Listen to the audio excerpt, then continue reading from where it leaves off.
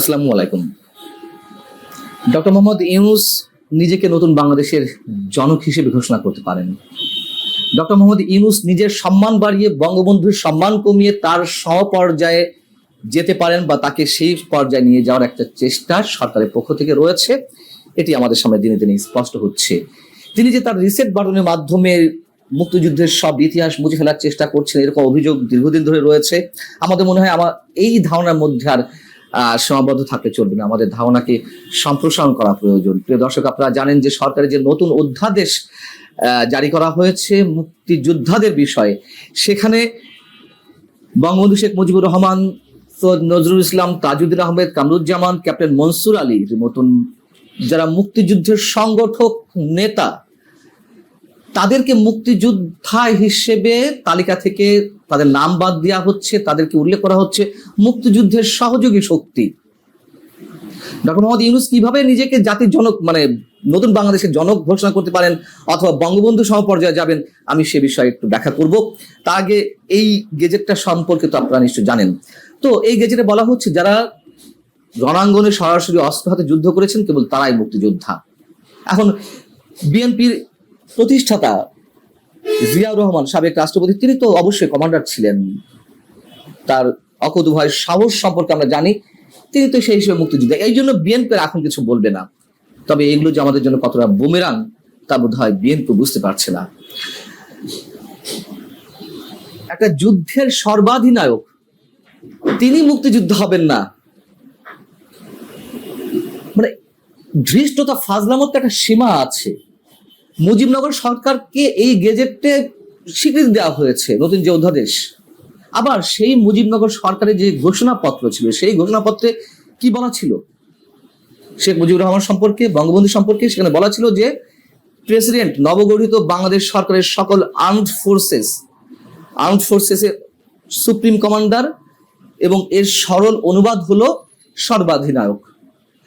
General Ataul Gani Usmani ছিলেন প্রধান সেনাপতি মুক্তিযুদ্ধের, আর সর্বাধিনায়ক ছিলেন অস্থায়ী সরকার বা বঙ্গবন্ধু সরকারের যে যিনি প্রেসিডেন্ট, তিনি তো প্রেসিডেন্ট ছিলেন বঙ্গবন্ধু শেখ মুজিবুর রহমান, অস্থায়ী রাষ্ট্রপতি ছিলেন সৈয়দ নজরুল ইসলাম। কি ধরনের ব্যাখ্যা আমরা দাঁড় করাচ্ছি যে অস্ত্র হাতে যুদ্ধ না করলে তিনি মুক্তিযোদ্ধা নন?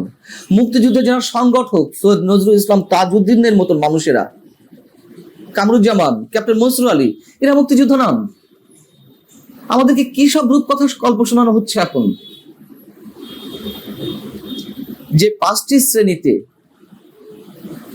মুক্তিযুদ্ধের সহযোগী শক্তি কারা তা বর্ণনা করা হয়েছে, তা আমি আপনাদের সামনে একটু বলি ছোট করে। 1 নম্বর হচ্ছে যেসব বাংলাদেশি পেশাজীবী, 1 নম্বরটা খেয়াল রাখতে হবে, যেসব বাংলাদেশি পেশাজীবী মুক্তিযুদ্ধের সময় বিদেশে অবস্থানকালে মুক্তিযুদ্ধের পক্ষে বিশেষ অবদান রাখেন এবং বাংলাদেশের যেসব নাগরিক বিশ্ব জনমত গঠনের সক্রিয় ভূমিকা পালন করেন।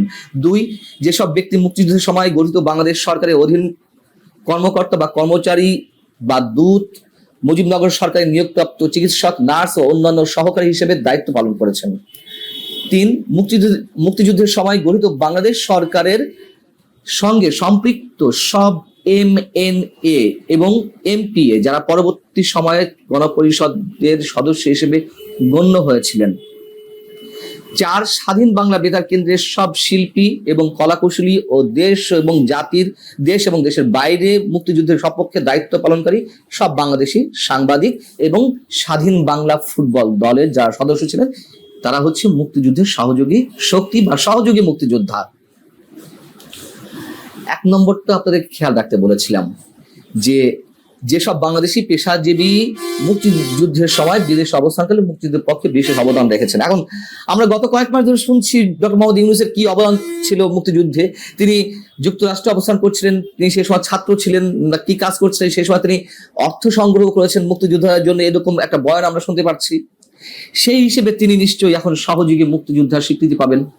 আবার বঙ্গবন্ধুর মতো মানুষদেরকে সহযোগী মুক্তিযোদ্ধা তালিকায় নামের তালিকায় নামিয়ে আনা হয়েছে। তাহলে বঙ্গবন্ধু এবং ডক্টর মোহাম্মদ ইউনূস সমপর্যায়ে চলে গেলেন এবং তিনি সহযোগী মুক্তিযোদ্ধা থেকে নতুন বাংলাদেশ বিনির্মাণের, কথিত বাংলাদেশ বিনির্মাণের যারা শক্তি, যে ছাত্ররা যাদেরকে বিপ্লবী হিসেবে উল্লেখ করা হচ্ছে, মাস্টার মাইন্ড হিসেবে উল্লেখ করা হচ্ছে, তাদের নেতৃত্ব ডক্টর মোহাম্মদ ইউনূস ঘোষণা করে ফেলা হতে পারে ডক্টর মোহাম্মদ ইউনূস নতুন বাংলাদেশের জনক। ফারুকী আজম বর্তমান যে মুক্তিযোদ্ধা বিষয়ক উপদেষ্টা, তিনি তো ডক্টর মোহাম্মদ ইউনূসের যে বিশেষ বিশেষ এনজিও রয়েছে তার একটি কর্তৃত্বের অধিকারী, এবং তাকে মুক্তিযুদ্ধ বিষয়ক উপদেষ্টা করা হয়েছে, মুক্তিযুদ্ধ বিষয়ক উপদেষ্টা। এই ফারুকী আজম হতে পারেন তিনি বীর উত্তম বা বীর প্রতীক, কিন্তু আহমদ সফর একটা কথা আছে, সব মুক্তিযোদ্ধাই সবসময় মুক্তিযোদ্ধা নয়, একজন রাজাকার সব সময়ের জন্য রাজাকার। আমি আর এর চেয়ে বেশি কিছু বলতে চাই না। নতুন অধ্যাদেশে মুক্তিযুদ্ধের পরিবর্তিত যে সংজ্ঞা নির্ধারণ করা হচ্ছে তার সংজ্ঞাটি এরকম, এটাও একটু খেয়াল রাখতে হবে আমাদের। মুক্তিযুদ্ধ অর্থাৎ 1971 খ্রিস্টাব্দের 26শে মার্চ হতে 16ই ডিসেম্বর পর্যন্ত একটি স্বাধীন গণতান্ত্রিক রাষ্ট্র হিসেবে বাংলাদেশের জনগণের জন্য সাম্য, মানবিক মর্যাদা ও সামাজিক ন্যায় বিচার প্রতিষ্ঠার আকাঙ্ক্ষায় হানাদার ও দখলদার পাকিস্তানি সশস্ত্র বাহিনী এবং তাদের সহযোগী রাজাকার আল বদর আল শামস, তৎকালীন মুসলিম লীগ, জামায়াতে ইসলামী, নেজামে ইসলাম এবং দালাল ও শান্তি কমিটির বিরুদ্ধে যুদ্ধ, এটাই হচ্ছে মুক্তিযুদ্ধ। এর আগে সরকার ঘোষিত যে মুক্তিযুদ্ধের সংজ্ঞায় যা বলা হয়েছিল, যে ব্যাপ্তি ছিল, তা এখানে অনেকটা কমিয়ে আনা হয়েছে, কিন্তু লক্ষ্য রাখার মতো বিষয় এখানে জামাতে ইসলামী শব্দটা উল্লেখ করা হয়েছে, আর অনেকের মতন জামাতে ইসলামের বিরুদ্ধে যে যুদ্ধ সংগঠিত হয়েছে সেটাই মুক্তিযুদ্ধ। এইবার কি করবেন? জামাতে ইসলামী কি যুদ্ধাপরাধ সংগঠন হিসেবে তার বিচার করা হবে? নিশ্চয়ই খুব শীঘ্রই আমরা দেখতে পাবো নতুন কোন গেজেট প্রকাশ করা হয়েছে যেখান থেকে এই জামাতে ইসলামের নাম বাদ দিয়ে দেওয়া হচ্ছে। এই যে দুঃসাহস, মুক্তিযুদ্ধকে নিয়ে নানান ধরনের খেলা আমরা খেলতে দেখছি এই সরকারকে, এর এখতিয়ার তাদেরকে কে দিয়েছে? সুপ্রিম কোর্টের যে রেফারেন্সের মাধ্যমে এই সরকার গঠিত হয়েছে, যদিও সেটা নিয়ে এর মধ্যে বিতর্ক সৃষ্টি হয়েছে, সেটা অন্য বিষয়। তো সেই রেফারেন্সও তো বলা রয়েছে যে এই অন্তর্বর্তী সরকার কেবলমাত্র দৈনন্দিন কাজ পালন করবে। তাহলে এত বড় বড় ইস্যুতে কেন এই সরকারকে হাত দিতে হবে?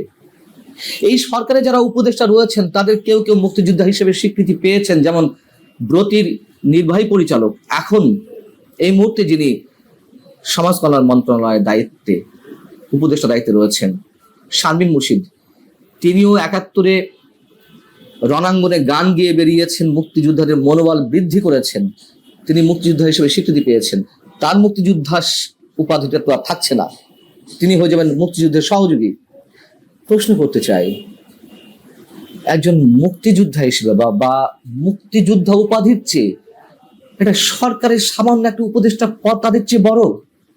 শারমিন মুর্শিদের সঙ্গে আমার খুবই ভালো সম্পর্ক, ব্যক্তিগত সম্পর্ক। তার উদ্দেশ্যে এই প্রশ্নটা আমি সবিনয় রাখতে চাই, কেন তারা এই ধরনের সিদ্ধান্তে বিরোধিতা করছেন না? এই যে বাজেট, এই বাজেটে একটি বিষয় সংযোজিত হয়েছে, আপনারা নিশ্চয়ই খেয়াল করেছেন, নোবেল পুরস্কারের অর্থ আয়কর মুক্ত থাকবে। নোবেল পুরস্কার সহ এরকম আরো 9টি পুরস্কার, যার মধ্যে র্যামন ম্যাগসাইসে পুরস্কার, বুকার পুরস্কার, Pulitzer, Simon Bolivar academy award, Grammy, Emmy, golden globe, Cannes চলচ্চিত্র যে উৎসব তার যে পুরস্কার, এগুলো আয়কর মুক্ত থাকবে। আচ্ছা, এটি সংযোজন করার কারণ কি দরকার ছিল? এদেশে নোবেল পুরস্কার তো ডক্টর মোহাম্মদ ইউনূস পেয়েছেন গ্রামীণ ব্যাংকের সঙ্গে। তিনি, আমি যতদূর জানি, তার নোবেলের মাধ্যমে যে প্রাপ্ত অর্থ সেটির উপর কোনো আয়কর দেননি বা অব্যাহতি পেয়েছেন। নতুন করে এই যে পুরস্কারগুলো আয়কর অব্যাহতির কথা বলা হলো, কি কারণে, কি উদ্দেশ্য? কারণ হচ্ছে এটি তার নোবেল নিয়ে যেন আর কোনো ভবিষ্যতে প্রশ্ন না ওঠে, অথবা তিনি যে নতুন নোবেল পাওয়ার চিন্তা ভাবনা করছেন, দেওয়া হতে পারে, পাশ্চাত্য শক্তি তাকে নোবেল, নতুন একটা নোবেল দিতে পারে, সেটি নিয়েও যাতে কোনো প্রশ্ন না ওঠে, আগে থেকে এই ধরনের একটা বিষয় বাজেটের মধ্যে সংযোজন করা হলো। কত গভীর সব পরিকল্পনা নিয়ে সব করা হচ্ছে আমরা বুঝতে পারছি। সেই জায়গা থেকে বলছিলাম যে নোবেল পুরস্কার বা ম্যাগসাইসে পুরস্কার, এরকম সব পুরস্কার আয়কর মুক্ত থাকবে, আগে থেকে সংযোজিত করা হয়েছে। তাহলে আমরা খুবই স্পষ্ট ধরে নিতে পারি ডক্টর মোহাম্মদ ইউনূসও সহযোগী মুক্তিযোদ্ধা হিসেবে স্বীকৃতি পেতে যাচ্ছেন, আর বঙ্গবন্ধুর যে স্ট্যাটাস সেটি নামিয়ে আনা হলো, সমপর্যায়ে নিয়ে যাওয়া হলো। অতএব যদি আমরা ধরে নেওয়ার চেষ্টা করি ডক্টর মোহাম্মদ ইউনূস নতুন বাংলাদেশের জনক, অবাক হওয়ার কিছু থাকবে না। তবে সবকিছুরই একটা শেষ আছে। ভালো থাকুন সবাই, আল্লাহ হাফিজ।